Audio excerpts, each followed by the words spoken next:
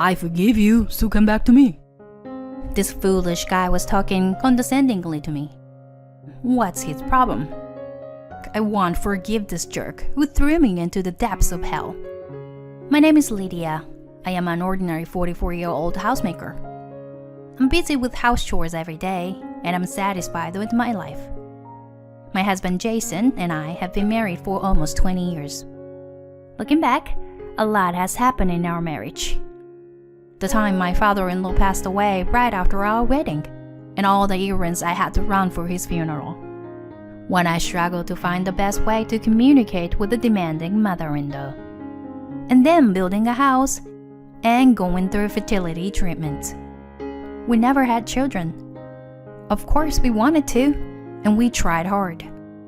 However, both of us had infertility issues, and the storks never came to us. After having numerous discussions, we decided to be happy with the two of us. I would be lying if I said I didn't feel lonely, but I had my husband. He alone was a source of my emotional support for me. I'm home. What's for dinner tonight? We're having salmon steaks. I found some fresh fish on sale. Whoa, they look delicious, he said at the dining table. Amazing. Your food is the best. Really? I'm glad. Oh, I'm so glad we got married. He looked really satisfied. I was glad I married him too. He made me feel fulfilled. Oh, by the way, one of my colleagues just had his third child. As I was clearing the table, he casually mentioned it. Oh, okay. We have to get a baby gift then. Thanks for taking care of it as always. That's okay. It's what a wife is supposed to do. At that time, nothing seemed out of the ordinary, but he may have already started to change without me noticing. One day, I'm invited to a sip and see party at my colleague's house. It's this weekend. Nice. It'll be fun. Don't drink too much, okay? I know. I sent him off that day. It was my first day off alone in a long time. Once the chores were done, I contemplated what to do next. I started to get ready, thinking about catching a movie by myself. Then my phone suddenly came alive. Hello, Lydia? Is Jason with you? The caller was my mother-in-law. Hi, Beth. He's out right now. Oh, was he? He went to a sip and see party at his colleagues. She was silent after my reply. Then she let out a heavy sigh before she spoke. You know, Lydia, I don't want to say too much about this, but Jason is frustrated. About what? He can't have a child on his own, and yet he's celebrating the birth of the friend's child. He's such a kind man, so you should be attentive and listen to whatever he says to you. Understood?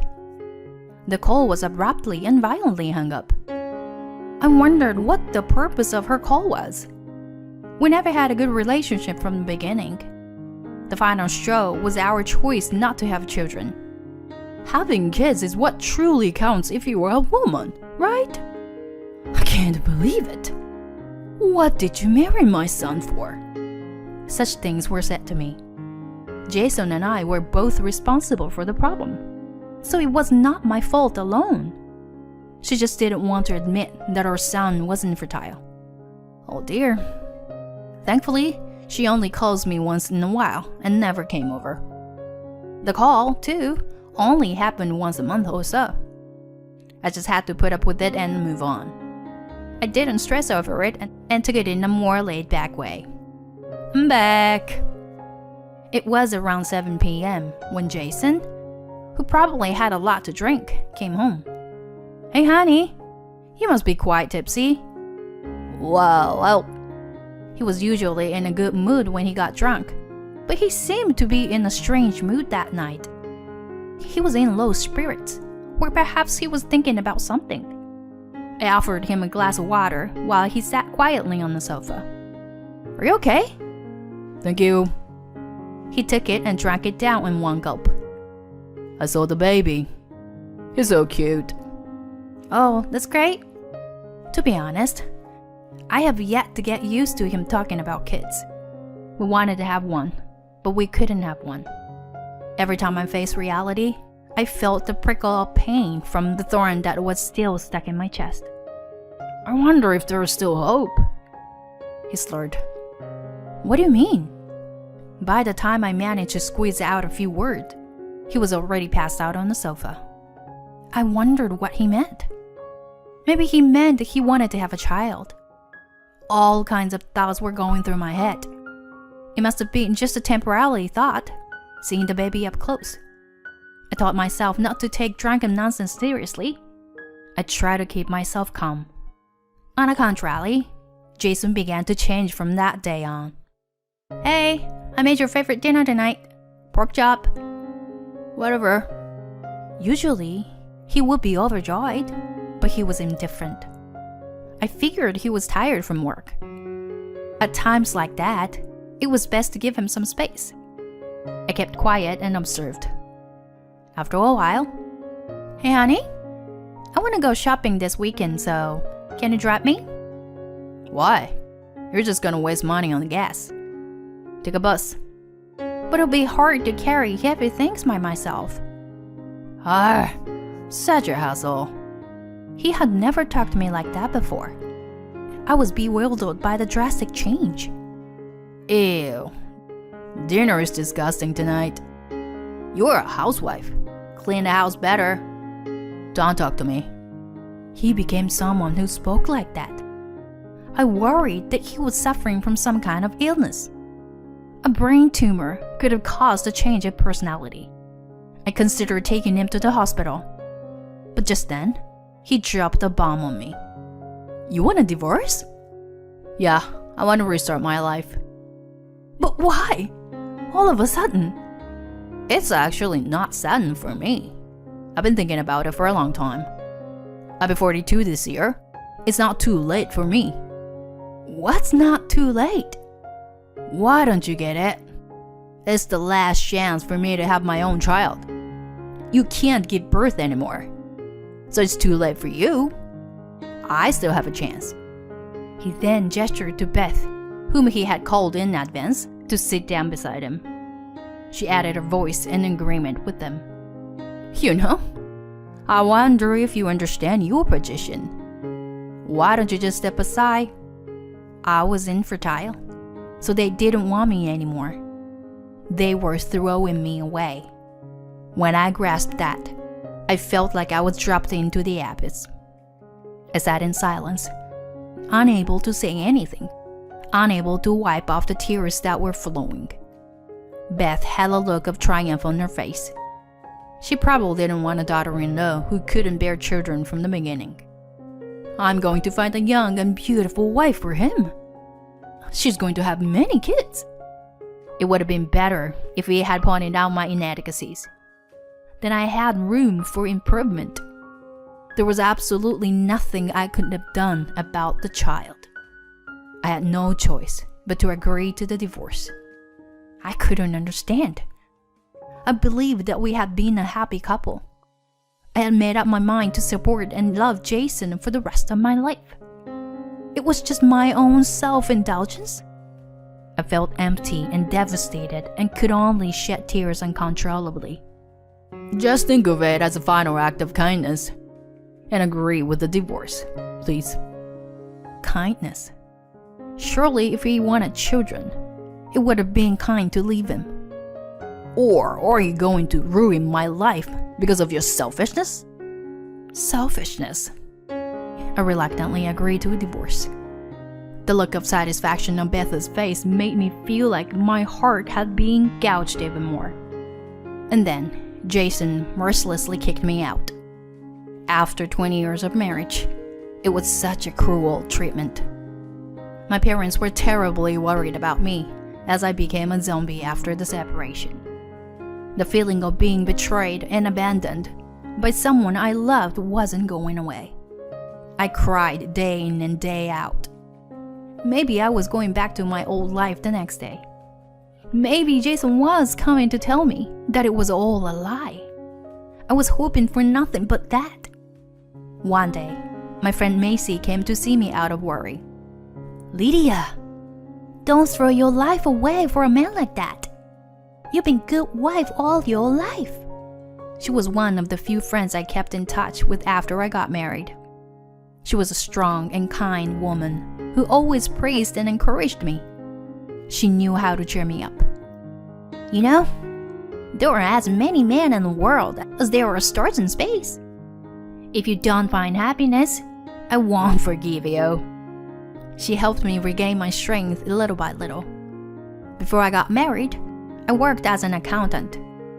Although I had a gap of about 20 years, I was able to get a job through Macy's connection. Thankfully, I continued to study and obtain qualifications during my marriage, which paid off. Working and talking to someone distracted me. I started enjoying every day of my life. All of that was thanks to Macy. My parents were relieved to see me back on my feet. 5 years had passed since then. On my way home from work, I ran into someone from my past. Long time no see. "Excuse me, but do I know you?" How nice of you. It's me. How could you forget? I wondered what he wanted with me after all those years. He even had his mother beside him. "Are you stalking me?" I had no choice. I don't know where you live or work. I thought if I walked around in your parents' neighborhood, I might see you. It was certainly creepy. "So, what can I do for you?" I've got something good to tell you. He's so kind, you know. You should be grateful to him. My ex-mother-in-law's grin was also creeping me out. I checked the time on my watch. "Sorry, I'm in a hurry." I told you I've got something good to tell you. So listen to me. Let's go to that cafe over there. I was somehow forced to follow them. You can come back to me. Jason suddenly blurted out something inexplicable, but with all smiles besides him. I was confused, trying to figure out what kind of a prank they were pulling. You cried so much and refused to divorce me back then. I thought about it a lot. I can't leave you alone, you poor thing. Come back to me. I almost burst out laughing hearing his comment. "No, don't laugh now." I managed to cover it up by hanging my head down. They mistook my reaction as I was relishing in my happiness and carried on with the conversation. I've been thinking about you for the last 5 years. You must be the same about me. I'm sure you missed me. He's been thinking about you ever since the divorce. He waited for you without remarrying. So he couldn't remarry after all. When you come back, I'll have something for you to do. So don't worry. It'd be easier for you to get back into the rhythm again. Apparently, this was the main concern. I showed my keen interest and asked, "What is it that you want me to do?" My mother-in-law, Jason's grandma, is in need of nursing care. She has dementia, and it's been a lot of work. Ah, I got it. That's why. Come back soon. I love you. I was at my wit's end and burst out laughing. They looked at me with their eyes wide open. Are you that happy? Well then, Lydia, you can come back with us today. You too. Please, keep your jokes between yourselves. I looked down at them coldly. Why would anyone go back to being a slave now? It's not that you didn't remarry by choice, but you simply couldn't, right? What makes you think that I still love you? After such a horrible divorce. Have at least some decency without being complete idiots. I put some cash on my coffee on the table and turned to leave the cafe. Then a girl came inside. "I'm back." The girl jumped into my chest. "Hey, Amy, sweetie. What are you doing here?" "I saw you from my side." The little girl was chirping away. Jason and Beth were looking at us, stunned. "Mom, what's for dinner today?" "I don't know. Meatloaf?" "Yay! I love meatloaf." Jason looked at me and Amy alternately, his lips trembling. Mom? What's happening? Are you remarried? Yes, but oh, you didn't know? Indeed, they didn't. I never took the trouble to inform them. I asked my friends and family not to say anything about me, so they probably didn't get the information. This can't be true. You were so reluctant to leave me. Jason covered his head with his hands and kept mumbling, No. You know, how many years ago are we talking about? It's been 5 years. Of course I'm married again. I asked Amy to wait by the cashier and stepped closer to Jason. But I'm glad you came to visit me. I've been wanting to tell you something. I'm grateful for the divorce. It allowed me to meet a wonderful guy and raise a child. Thank you for divorcing me back then, I told him with a big smile.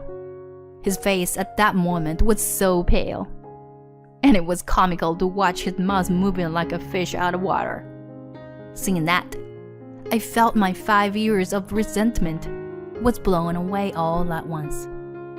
Soon after our divorce, Beth had run around to remarry Jason, but she couldn't find a young girl who wanted to marry an over 40 with a beard gut old man. Well, even if he had been younger, it would have been tough as long as the mother-in-law came along. She called on her acquaintances and registered with a matchmaker, but without success. They both had planned to remarry right away, but were shocked to find out the reality. Then his grandmother developed dementia. That was when Beth must have gotten the idea of bringing me back. Seriously? Morons. Why did they even think that I was still waiting for him after 5 years? I'm very happy now. I have a sweet husband and a beautiful 7-year-old daughter. I met him through Macy, and we started going out. We hit it off exchanging our divorce stories and ended up getting married. I wasn't sure if I would be able to get along with Amy at first. It's been almost 4 years since. We've built a truly amazing relationship as a mother and daughter. There may be difficulties in the future. I will continue to protect her no matter what it takes. It doesn't matter if we are blood related or not. Amy is my one and only daughter.